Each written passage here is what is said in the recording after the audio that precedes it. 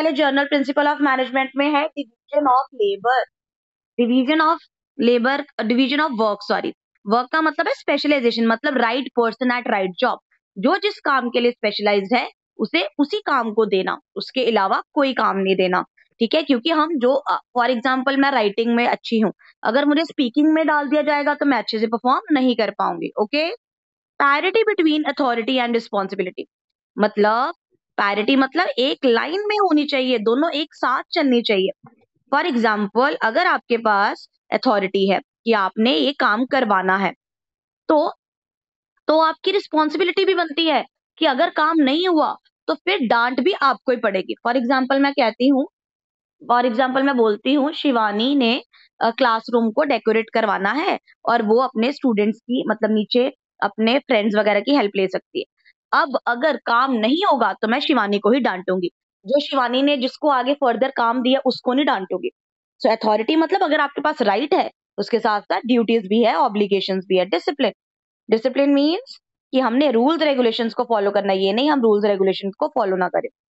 Then comes unity of command. Unity of command का मतलब है हमें सिर्फ एक ही बंदे से ऑर्डर लेना। फॉर एग्जाम्पल एचआरएम सब्जेक्ट है, एचआरएम सब्जेक्ट मैं भी करवा रही हूँ, एचआरएम सब्जेक्ट कोई और एडुकेटर भी करवा रहा है, तो आप कंफ्यूज हो जाओगे ना, यार मैं एचआरएम इससे करूँ या उससे करूँ। इट मीन्स एक ही डायरेक्शन, आपको यूनिटी इन डायरेक्शन होना चाहिए, एक ही पर्सन आपको ऑर्डर देने वाला होना चाहिए। अगर एक से ज्यादा लोग ऑर्डर आपको दे रहे हैं तो आप कंफ्यूज हो जाओगे। इसीलिए वन सुपीरियर मतलब एक, फॉर एग्जाम्पल मैं टीचर हूँ, मैं 10 बच्चों को पढ़ा सकती हूँ, बट आप 10 टीचर से नहीं पढ़ोगे, क्योंकि आप एक ही चीज को 10 टीचर से पढ़ोगे तो आपको तो समझ में नहीं आएगा, है ना। Unity of direction, unity of direction मतलब सबका ध्यान एक ही गोल पर होना चाहिए। अगर मेरा ध्यान अपने पर्सनल गोल पर ही भी है, ऑर्गेनाइजेशन के गोल पर भी है, और भी 3 चीजों पर है, तो मैं कभी भी गोल अचीव नहीं कर पाऊंगी। यूनिटी ऑफ कमांड का मतलब था कि हमारा हेड एक होना चाहिए। यूनिटी ऑफ डायरेक्शन का मतलब है कि हमारा हर किसी का गोल एक होना चाहिए, ऑब्जेक्टिव एक होना चाहिए। 6 point is subordination of individual interest to general interest. इसका मतलब है कि जब भी ऑर्गेनाइजेशन में गोल्स बनाए जाएं तो हमें बेसिकली पहले तो जब भी गोल बनाए तो हमें हमें ये भी ध्यान में रखना है ऑर्गेनाइजेशन को कि इम्प्लॉयज के भी गोल का ध्यान में रखा जाए।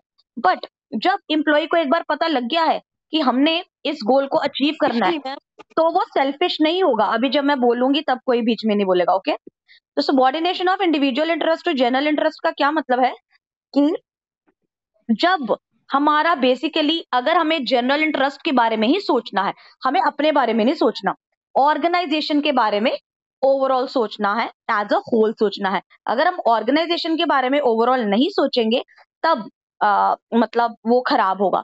तो हमारे फ्योल के 14 हमारे फ्योल के कितने प्रिंसिपल्स है टोटल? 14। इन 14 प्रिंसिपल्स में से हमारा छठा छठा प्रिंसिपल क्या कहता है? हमें ओवरऑल गोल के बारे में सोचना चाहिए, अपने बारे में नहीं सोचना चाहिए। हाँ, ऑर्गेनाइजेशन गोल ऐसे बनाए कि एम्प्लॉइज की भी नीड्स फुलफिल हो रही हो, है ना, उनके भी पर्सनल अचीवमेंट हो रही हो। Fair remuneration to worker, goal number 7। Fair remuneration to worker का मतलब क्या है? सबको हमेशा मतलब फेयर मतलब जितना उन्होंने काम किया उसके अकॉर्डिंग उनको रेम्युनरेशन मिलना चाहिए, कम नहीं मिलना चाहिए। ठीक है, फिर वो अच्छे से काम नहीं करेंगे। इफेक्टिव सेंट्रलाइजेशन, सेंट्रलाइजेशन मतलब टॉप मैनेजमेंट, टॉप मैनेजमेंट के हैंड में जैसे फॉर एग्जांपल इफेक्टिव सेंट्रलाइजेशन का मतलब है अगर आपकी ऑर्गेनाइजेशन छोटी है तो आप सारे डिसीजन टॉप लेवल ले, उसे बोलते हैं इफेक्टिव सेंट्रलाइजेशन। कि सेंटर दैट इज मेन जो लीडर, दैट इज मेन जो ऑनर्स है वो डिसीजन ले रही है, टॉप मैनेजमेंट डिसीजन ले रही है ना। हाँ, और अगर हम डिसीजन, अगर हमारी बहुत बड़ी ऑर्गेनाइजेशन है फिर हमें डिसेंट्रलाइजेशन करना चाहिए। डिसेंट्रलाइजेशन मतलब आगे डिसीजंस नीचे फर्दर डिवाइड कर दे, क्योंकि एक टॉप मैनेजमेंट सारे डिसीजन नहीं ले पाएंगे। ठीक है, उसके बाद आता है स्केलर चेन। स्केलर चेन का क्या मतलब है? स्केलर चेन का मतलब है the chain of superior ranging from ultimate authority to lowest rank. इसका मतलब क्या है? पहले स्केलर चेन कहती थी कि हमें क्या करना है, क्या करना है।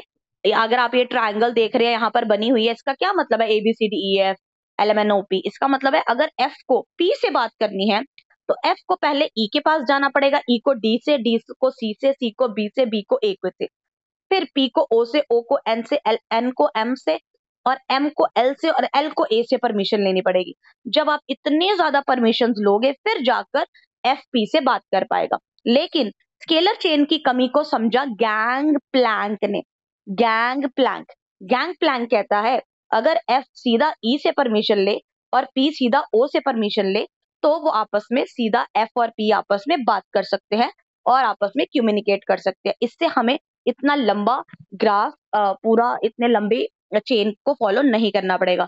तो स्केलर चेन की कमियों को ठीक करा गैंग प्लैंक ने। ओके, उसके बाद ऑर्डर का वही मतलब है right man eight right place. अगर हम गलत जगह पर गलत इंसान को बिठा देंगे, गलत जॉब दे देंगे तो वो अच्छे से जॉब नहीं कर पाएगा। इक्वालिटी का मतलब है हमें ये नहीं करना लड़कियों को ज्यादा सैलरी दे दिया, लड़कियों को कम दे दी, लड़कों को ज्यादा दे दी, टॉप लेवल पर लड़कों को भेज दिया, लड़कियों को नहीं भेजा, सबको इक्वल देखो। Stability in the tenure of personnel, आपको अगर आप चाहते हो, पर्सनेल का मतलब होता है इम्प्लॉइज, अगर आप चाहते हो आपके इम्प्लॉइज आपको छोड़कर ना जाएं तो आपको उनको भी खुश रखना पड़ेगा। स्टेबिलिटी इन द टेन्योर मतलब साल, ऑफ पर्सनेल मतलब इम्प्लॉइज आपके साथ ज्यादा से ज्यादा साल काम करे, ज्यादा से ज्यादा देर तक काम करे। अगर आपके इम्प्लॉइज स्टेबल नहीं है तो उससे high rate of labour turnover होगा। लेबर टर्नओवर का मतलब होता है लेबर आपको छोड़कर जा रहा है। तो stability in the tenure of personnel is very important. Then comes initiative मतलब आप एम्प्लॉइज को भी इनिशिएट करने का मौका दो, उनको आइडियाज देने का मौका दो, ये नहीं सारे डिसीजंस आप लो। Then comes spirit the corps का मतलब है अगर सब टीम वर्क में काम करेंगे, आपस में कोऑपरेशन के साथ काम करेंगे तो मतलब तो सब चीजें अच्छे से होंगी, अदरवाइज नहीं होंगी।